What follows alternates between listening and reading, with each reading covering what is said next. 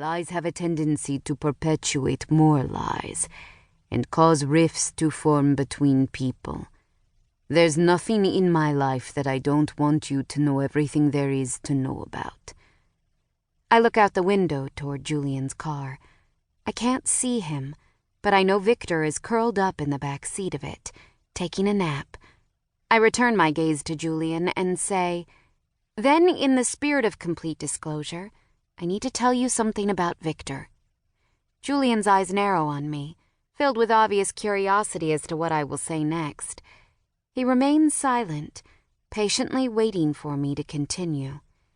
"Victor can change into a human form when he wants to," I whisper, even though there's no chance anyone else can hear me. The only other couple in the restaurant is sitting on the opposite side of the room. Apparently, one of my Alfar ancestors casts a spell that grants him the ability to switch between a human and a cat form at will. Julian considers my words for a moment before nodding his head. His constant presence among the Alfar royal family makes sense now. We all knew he was more than just a cat, especially if you consider how long he's lived. But I had no idea he was a shifter, too.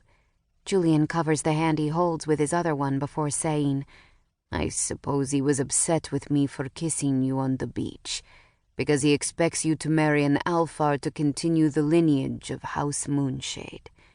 "He's mentioned it," I reply, feeling my heart sink at the thought. "But he also knows how I feel about you.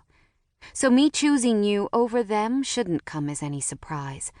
To be honest, I'm not sure why he felt the need to show his temper on the beach when he caught us. He knows I love you." "Perhaps he assumed I wouldn't find the strength to love you back," Julian suggests. "He may have thought your infatuation with me would eventually subside if I rebuffed you enough times." "That seems rather devious of him," I comment, wondering if Julian's assumption is correct.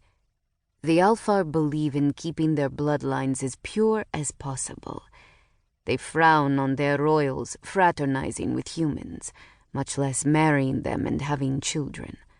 I can only imagine what Shale will say when she learns about our relationship. Julian looks uneasy about the prospect of my Alfar aunt discovering that we're in love with one another. "I really don't care what she says," I state stubbornly, intending to nip his unease in the bud concerning my father's side of the family. To be blunt, it's none of her business who I decide to love. "But it is," Julian replies hesitantly. "You're the next in line to rule her house. She'll expect you to have an heir to carry on the Moonshade legacy." "I understand that," I say, attempting to keep my temper in check. "But I don't feel as though I owe them my allegiance. My father left them for a reason, and I don't feel any great obligation to continue their traditions. He did what he wanted. Why shouldn't I do the same thing?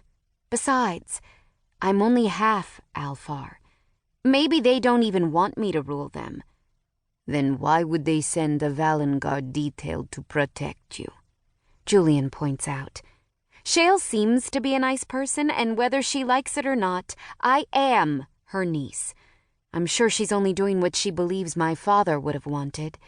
I tilt my head slightly as I ask, "And what exactly is a Valengard detail?" "That's the name of the elite fighting force of the Alfar," Julian explains. "From what I've been told, the Alfar select a small number of young children each year to attend their Valengard Academy, where they're trained in combat and schooled in specific subjects.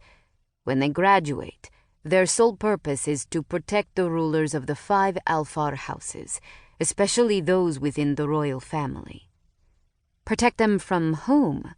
I have to ask, finding it odd that the royals need special guards to keep them safe. "You make it sound like the rulers of the houses are always in danger." "Potential danger," Julian clarifies. "The Alfar houses used to fight amongst themselves quite a bit. It's been about 100 years since their last war. House Moonshade has retained control through political means, and having the most powerful mages on their side. To keep listening to this audiobook, I've left you a link in the description so you can do it, at no cost thanks to Audible's 30-day free trial.